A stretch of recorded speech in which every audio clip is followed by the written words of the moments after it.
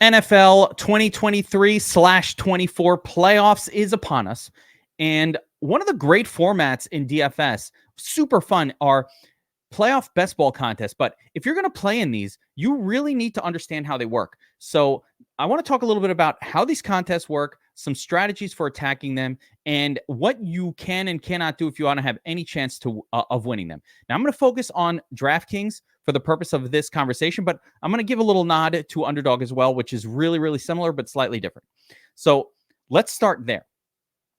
What's the difference between DraftKings and Underdog? Well, number one, this is really, really important. So on both sites, everybody's drafting in effectively a pod of 6. On DraftKings, in order to advance, you need to be number 1 in your pod of 6, first place, where Underdog advances the top 2. Now, why does that matter? It matters because if you're attacking these contests, you can't just load up on the bye week teams and expect to advance. You won't have enough players playing in round 1. So you have to think about, how am I getting past the first few rounds? And then, of course, the big question is, how do I actually win this? And how you can win this is effectively by having the most players on your team possible that are playing in the Super Bowl. So you have to first advance to the final round. But if you don't have anybody going in the final round, you're done. You have no chance. If you don't have a ton of people, now this is a giant contest, so somebody's going to hit it right and have a lot of people playing in the Super Bowl. As a matter of fact, there will be teams that are so loaded for the Super Bowl that they're actually got bench players coming up, like a normal best ball team, just coming up to help, like lower ranked guys. So if you don't have every single position filled and probably a bench spot or two in the Super Bowl, you're done. Right?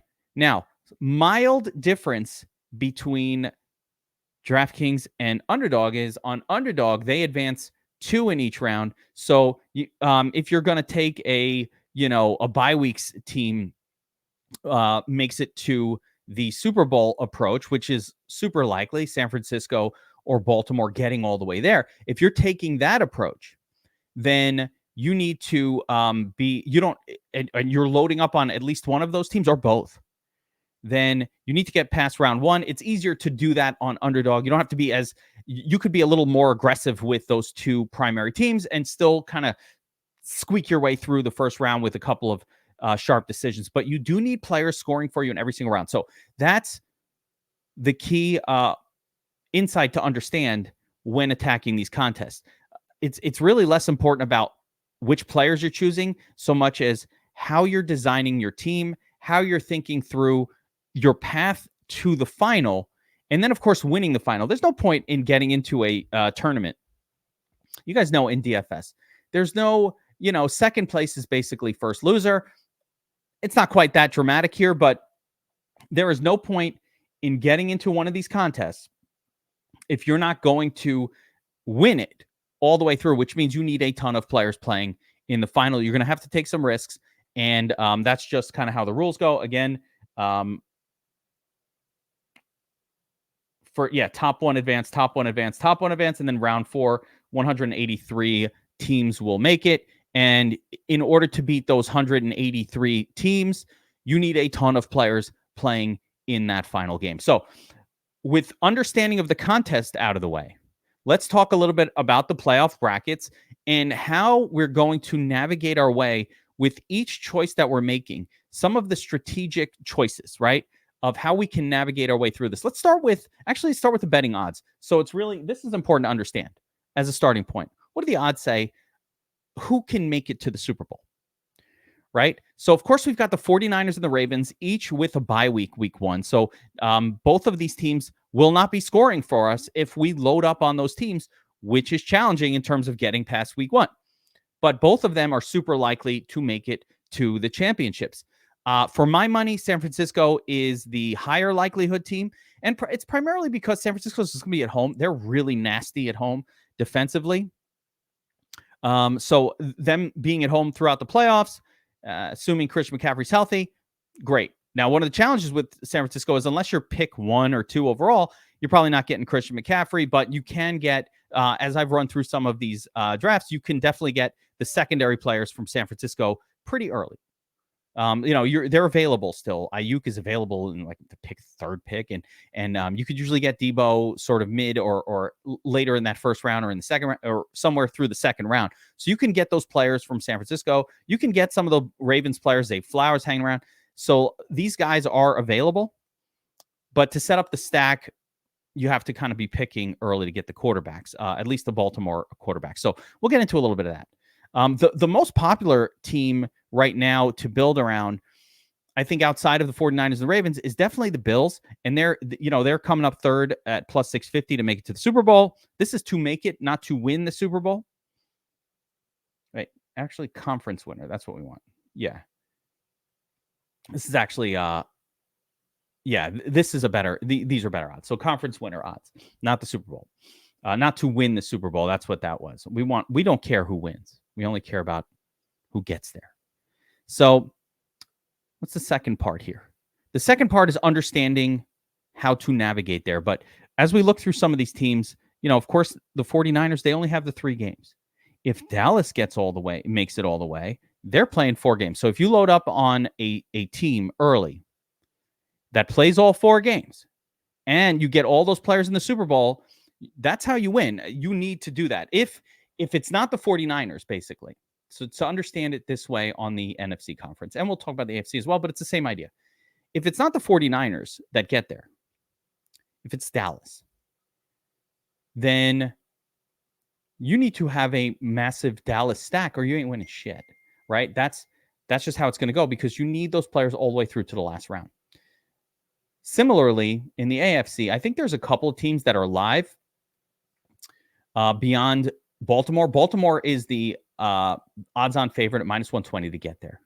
But the Bills don't come in too far off at plus 260, and I don't think anybody would be shocked if the Bills, kind of turned it around. They haven't been great this year, but they would have to turn it around a little bit and get all the way there. But again, if they do, you've got a great chance at taking this whole thing down, or at the very least being competitive in the Super Bowl. Again, the other teams that make it, though, will also have those players, so you have to hit the other side as well. You're not taking this tournament down with some right answers. You need all right answers. So it's really important to build lineups aggressively towards your stacks, especially if we're stacking away from the primary teams. I'll get into the brackets as well and pathways and why I think certain teams are better than others. But, beyond the Bills, I don't really, what I've seen of the Chiefs, I don't buy these odds. I have not seen a team that's going to make it, but who knows? Teams can turn it all around in the playoffs. We've seen it before. We've seen teams that looked mediocre all through the regular season just come in the playoffs and transform themselves. That has happened in the past. We don't know. So again, if I'm building around the Chiefs, I'm going to build aggressive, build for them to make it all the way to the Super Bowl. I think, like I said, the AFC is a little more wide open than the NFC, in my opinion, right now. Dolphins are a really interesting team.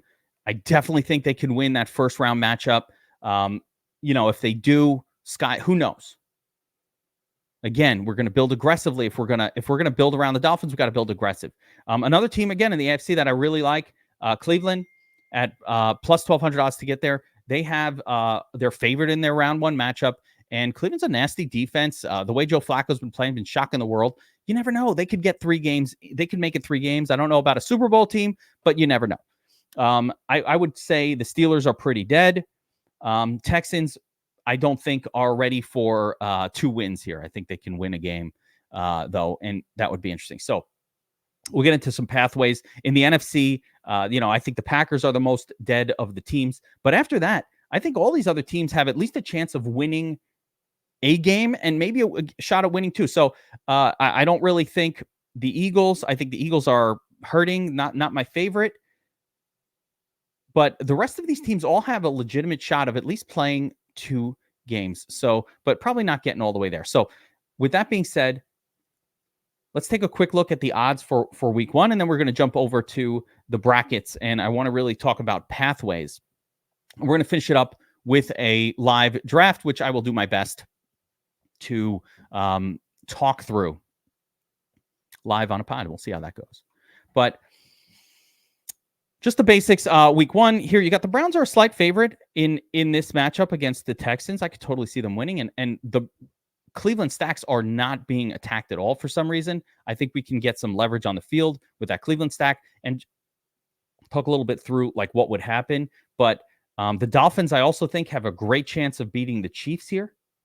So just to understand, if the Browns win their matchup, they're taking on the Bills and assuming the Bills win their matchup, they're taking on the Bills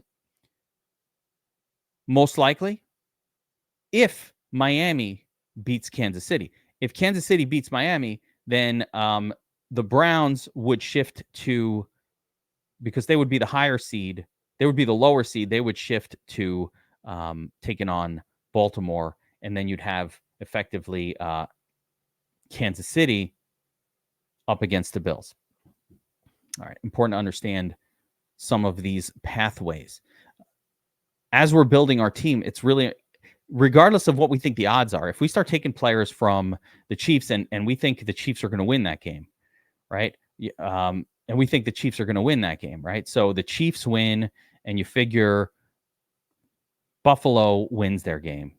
And then you figure either one of these two, right? Cleveland wins. So Cleveland would then be at Baltimore with the Chiefs taking on the Bills. But if Miami wins, it would be Miami-Baltimore in week 2 because they'd be the lowest seed, and then the winner of this game would take on the Bills. Now, I like the pathway. I since I do think Miami is going to win this game, or I like their chances, I really like the pathway of grabbing and loading up on one of these 5-4 teams. I think of all of them, this gives you the most chance at A, loading up on a big stack, but B, getting a team that wins. I could see Cleveland beating Buffalo. Buffalo's been disappointing. And then, boom, all of a sudden, you've got a team in the final. You've got 3 games in. So a lot of different pathways to understand. But the biggest key for me in strategy is just whichever way we're going. And sometimes the draft just gives it to you what you're going to do. You have to be paying close attention on both the AFC and NFC. We don't want too many players conflicting with one another. And we want to give ourselves the best opportunity to get as many players as possible into the Super Bowl, while also keeping in mind that we have to get past round 1. So the more we take of the 2 favored teams, the more we have to think about other players that are going to be playing in round 1 that are available late that can give us a little bit of a boost. So if we choose, like I said, to load up on Baltimore and San Francisco players, you can only do so much loading up on those guys because we've got to make it past round 1. So we also have to have some players from some of these other teams that are good. And again, for me, the ones that hang around a little longer, the best one has been Cleveland so far in the drafts that I've done, and Houston, but definitely Cleveland, where, hey, help me pass round 1. You need players, though, scoring from every position group in round 1. So we're going to be thinking about that as we do this draft. So I think without further ado, I've kind of looked through all of the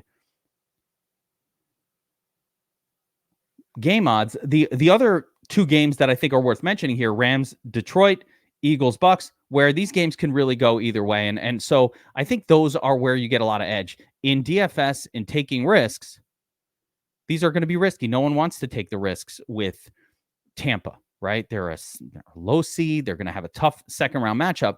But because of that, they're going to be available really, really late. And you know what? There are players that are really good attached to Tampa across the board, good scorers. So if they can get a win, I don't see a second win, but if they can get a win, they can help us get past round 1 at the very least. So those are the kind of players we want to be taking late.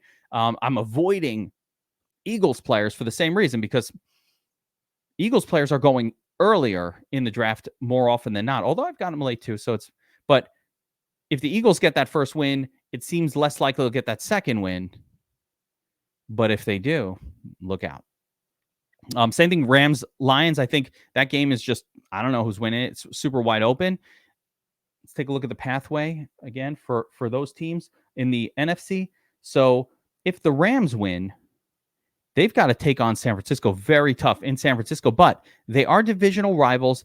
And would it blow your mind to the point where the Rams beat San Francisco at San Francisco? and kind of open up a path for your Ram stacks to get you 3 rounds of action.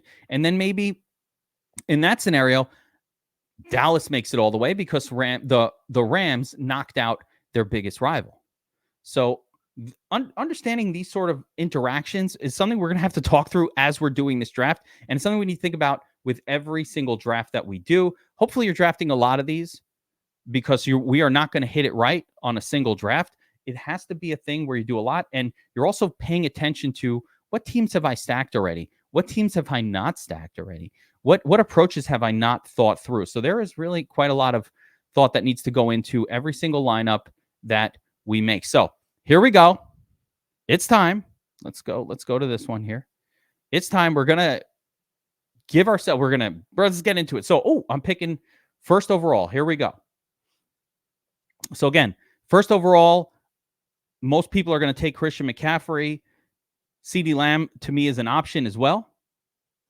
CeeDee Lamb pretty much locked into 3 games, but Christian McCaffrey probably going to get 3 games as well, but we need that Super Bowl possibility. So I have not picked from the 1 seed as of yet. I've done a bunch of these. It usually has been the 4 or the 5. I haven't even been at the 2. So this one should be interesting.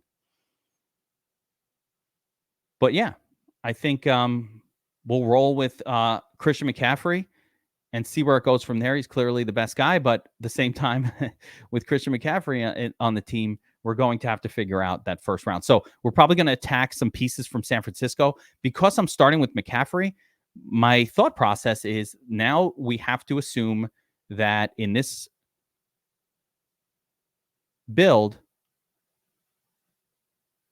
the 49ers are going to get to the Super Bowl. So we're going to build with that in mind. We'll keep an eye on George Kittle and some of the other pieces from San Francisco. I think that Debo will be gone, but Ayuk is somebody we might be able to get even in round 3 or 2 or something like that. So we'll keep an eye on that.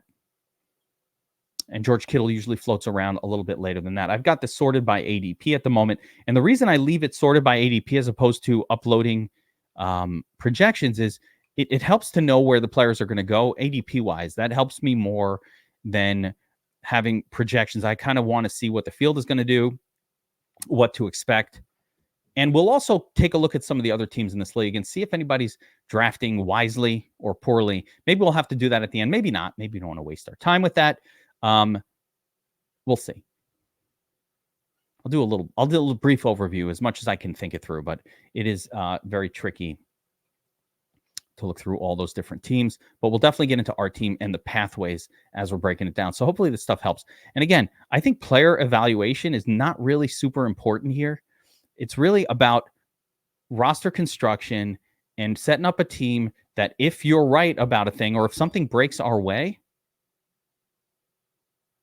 then it works out. It looks like I auto-picked McCaffrey, so I didn't even click on the button. I didn't realize I was on the clock. I wish this made a noise or something. I don't know why it's silent, but all right. So we're watching the players. Deebo Samuel gets taken really early. There's Brock Purdy. So a lot of the 49ers guys just going. Brandon Ayuk just went very early. I've gotten Brandon Ayuk in round 4.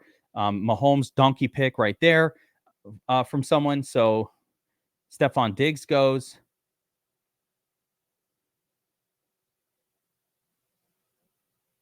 There's Kyron Williams. Again, is this auto drafting? What is going on here? So we've got a double pick right now. Let me just look through here.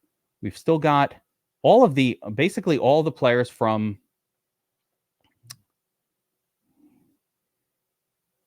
Jared Goff. I'm going to do Joe Flacco here. And let's see if we can get, Joe Flacco. Now we want to build around Baltimore or, how about Devon Achane? There we go. Okay, so Achane. So we've got Joe Flacco in there, a first-round quarterback. We're going to get play. Hopefully we're going to win. I'm going to keep an eye on Amari Cooper. Yeah, down the road. We can wait a little bit on him. So we're going to keep an eye on Amari Cooper for this next round. We've got Devon Achane. I can potentially grab Tua as well. Although, let's take a look at our pathways. If Miami wins, they're going in to take on Baltimore, which puts Cleveland in Buffalo. We could play for that. Cleveland win in round 2. Miami loses to Baltimore. Cleveland beats Baltimore in round 3 and goes to the Super Bowl. So that's a little bit of the path that we're going down. We have Christian McCaffrey, one piece from the 49er side for the Super Bowl. Obviously, this is flying fast and furious. So I had a feeling talking through this would be quite challenging. So let's see how this all goes. I'm going to try to get Amari Cooper. Maybe David Njoku. Maybe double down on the Cleveland stack. Yeah, there we go. Let's do that. I'm going to double down here. Can I get Amari Cooper? Did somebody just take him? No.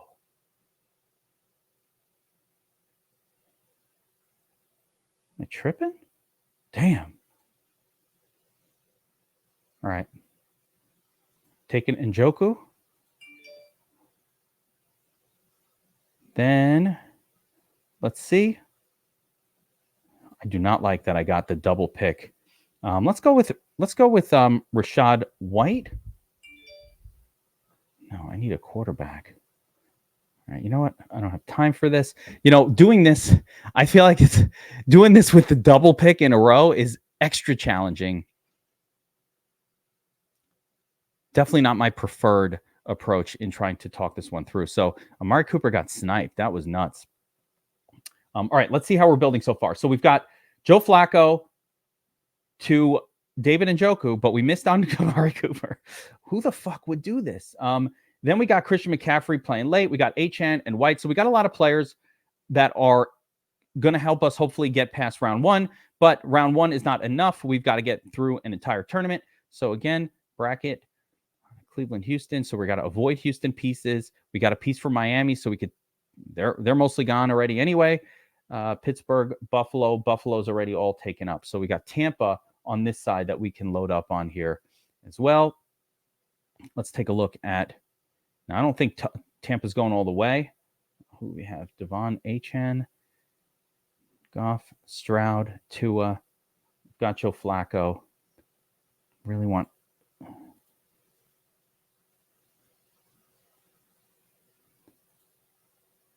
Nico, AJ Brown. I think they lose.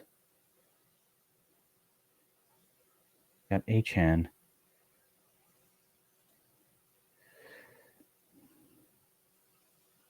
Yeah, it looks like Tua. I don't like it though without Tyreek. How about Baker Mayfield? Yeah. The clock. I'm going to grab Ford here as well, just to continue loading up on pieces from Cleveland. I think, man, we are heavy AFC. Is Mike Evans available still? No. There's AJ Brown. So here's just some good pieces that are available that could be scoring early and have at least some chance of getting far. Sam Laporta, Mark Andrews. I've only got Joe Flacco in here. Would love to take a shot, a stab on a player. Philly, Rams, Detroit.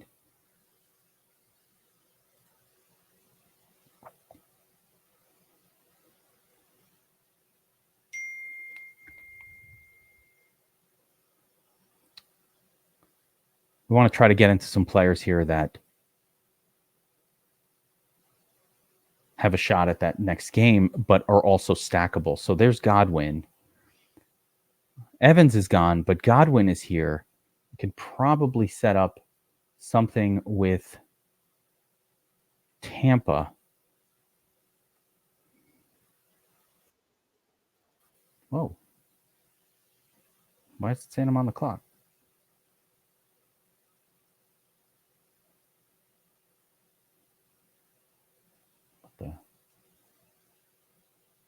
Now it started speaking out of nowhere. That was new. This Justice Hill from Baltimore. Again, I've got a lot going on here with the with this build around Joe Flacco and Njoku and Ford. And they screwed us by taking Amari Cooper. Still kind of surprised why somebody would do that. What were they thinking? But at this point, I need to get an AFC stack going. So I'm going to go Mayfield and Godwin.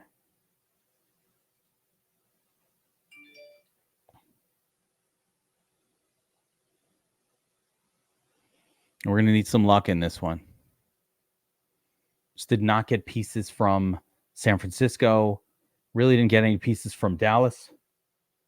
Outside of Christian McCaffrey, that's not enough to win it in the end. So at this point, you got to almost have to hope that something crazy happens in the NFC to get there. There's Dalton Schultz. Porter probably not going to play.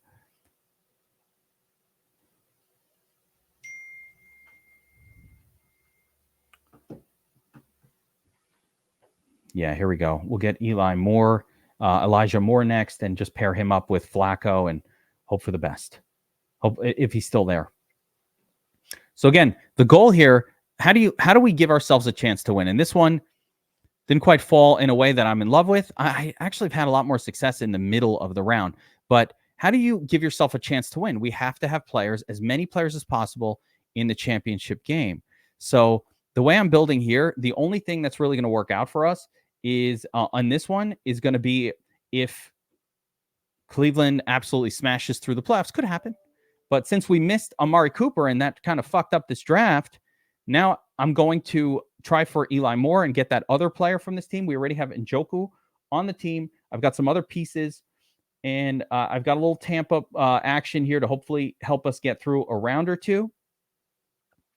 I don't think any of these other QBs have any shot of getting all the way there, so they don't help us at all.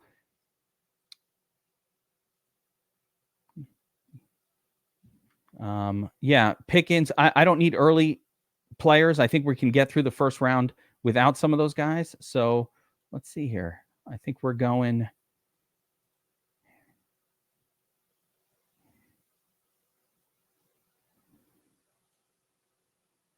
Yeah, Eli Moore. As gross as this pick might seem to you, that's how we're going.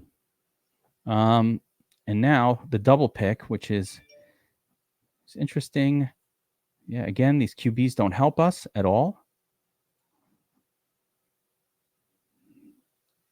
No, don't need those guys. So, yeah, nobody really left that's going to be playing past this first round. So I'll just put George Pickens in there. He's got some upside. YOLO.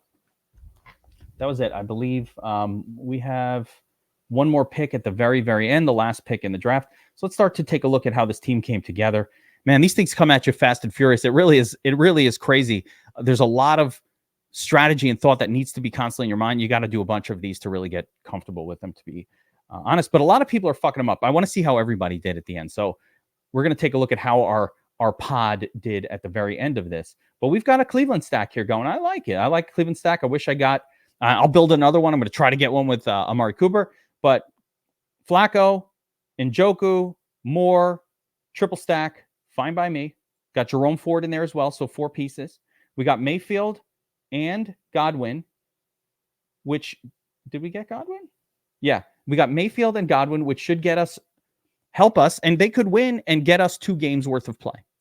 So the idea is they win. They're helping us in round 2. If Cleveland wins in round 2, now we need Cleveland to actually go to the Super Bowl in order for this one to work. We've got Christian McCaffrey on the other side of the Super Bowl, so we do have some piece. We have enough in terms of Flacco, a running back, a wide receiver, Christian McCaffrey, a tight end. We have a lot of starting positions set up for the Super Bowl if we get there. Let me see if there's any other pieces here. Let's talk this through. Mostert down. As gross as this one is, I need another piece that will be in that Super Bowl, and I hate it. I guess we'll go with Juwan Jennings here. Okay, so I'm going to stay for a second, and what I want to do is take a quick look at some of the other rosters that people drafted here and see if they're even constructed in such a way that they even have a chance. So let's take a look at this person here. He's got Purdy, Ayuk, Kittle. So that's a nice little potential stack for the Super Bowl. Got Puka, Gibbs, and Puka.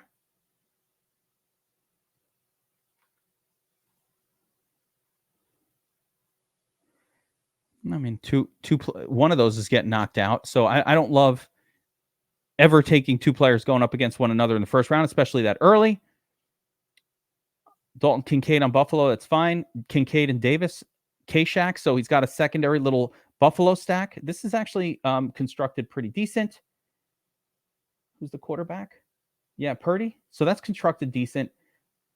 Eli Mitchell, Leonard Fournette, random picks at the end. But Fournette, I guess. So the thought for this person was Buffalo. He got K-Shack, Davis, Kincaid. Buffalo faces San Francisco in the Super Bowl. He has no running back in the Super Bowl. Oh, Leonard Fournette. So there's your Super Bowl running back as well, if that works out. So that was actually well thought out by M. Fretz. Let's take a look at the second person here. It seems like I was pretty impressed by that construction. Pretty good. So that guy was set up for San Francisco against Buffalo. Fine, in the Super Bowl. All right. This is the knucklehead that took Amari Cooper. I don't like you, sir. So let's see how this worked out for Steel 2330, who stole Amari Cooper for no good reason from our team. So he's got Lamar Jackson stacked with Likely and Odell Beckham and Gus Edwards. So a heavy Baltimore stack. Now, I understand why he took Amari Cooper, because when you start with a heavy Baltimore stack, you need players to get you past the first round or the first and second round at the very least, but you certainly need enough players to get you past the first round. So he's got James Cook on Buffalo. Again, that's fine. Stafford stacked with Kyron Williams. So, hey, these guys are playing in round one. That's a good pick right there. Dawson Knox, Buffalo, piece, tight end. You need those guys. Turpin, I don't really get that. And Deontay Johnson, more help for round one. I would have looked to get a little even more help in round one here, but on a Lamar stack, but not bad. So he took Amari to help him get past round one and maybe round two and get to the end. But obviously Baltimore would face Cleveland, so that's okay. That's less bad than I thought. The one negative is he did not get Zay Flowers, but that's okay. Zay Flowers isn't the kind of elite. It's not like Tua and Tyreek Hill, like that kind of connection. Zay Flowers just okay. Let's see what this person did. So Jay Quick, and what I'm seeing here is that at least half the lobby kind of knows what they're doing and knows how to draft in these, which is good. It's good for them anyway. It's good to see. Let's hear Josh Allen. So this guy has Josh Allen to Stephon Diggs. That's fine. Any other pieces from the Bills? No. So a two-person Bills stack to start. Tony Pollard standalone. Tyreek Hill standalone. Ferguson and Pollard. I guess those two go together a little bit. Mike Evans, again, just a random pick. He's going up. Random pick. This is a poorly drafted team. This one has no chance. So you've got players going up against one another all over the place here. Ferguson and Pollard, okay. But Allen and Diggs, that's fine. Tyreek Hill with nothing else from that team. So I guess to help you pass round one. Evans, again, with nothing from Tampa to help you pass round one. Stroud and Collins. So there's a little mini stack right there. I don't hate it. Jaden Reed, tough choice. Mark Andrews not going to play most likely. I don't really. He said he could come back. I don't think so. Hilaire doesn't score even when he does play. So some of this is pretty. I don't know. This one doesn't look that good to me. We'll see how it does. He could get passed around though, and that's all you need. All right, here we go. Chiefs stack. Let's see how this one looks. So Homer's 1461. He takes Mahomes to Rashee Rice, gets Pacheco in there. Great. And Kelsey. He's got the full stack, Mahomes. That's fine. I like it. Here's Jalen Hurts, A.J. Brown. Great. He's got Deebo Samuel, potentially, Super Bowl piece.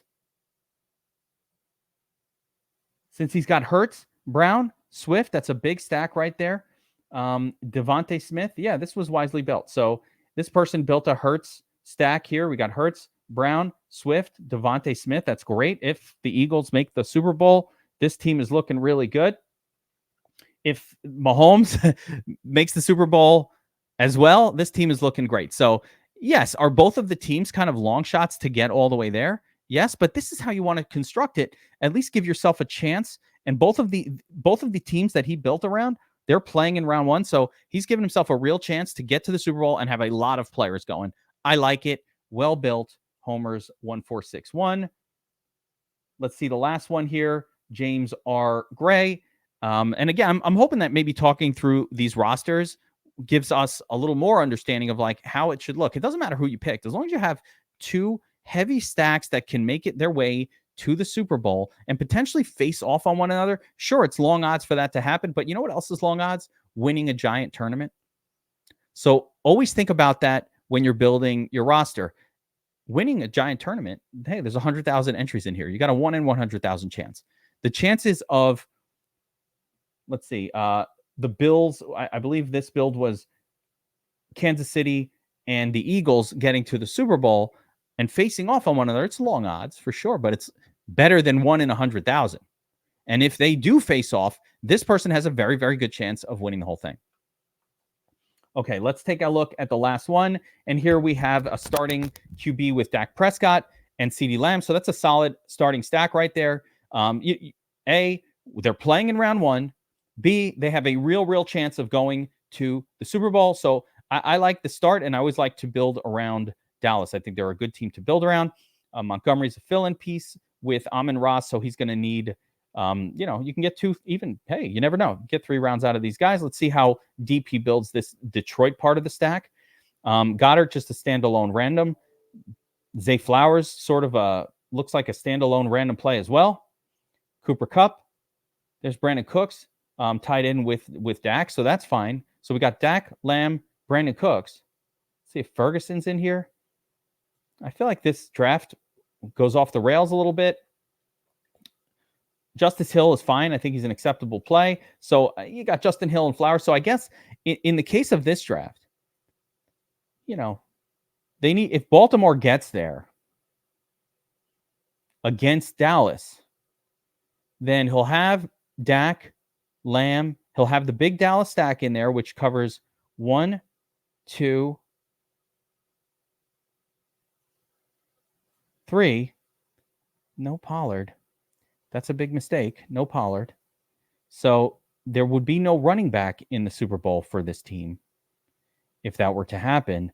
But if Baltimore does get, Justice Hill. So he'll get Justice Hill and Zay Flowers on the other side, which gives you Dak, Lamb, Flowers, Justice Hill.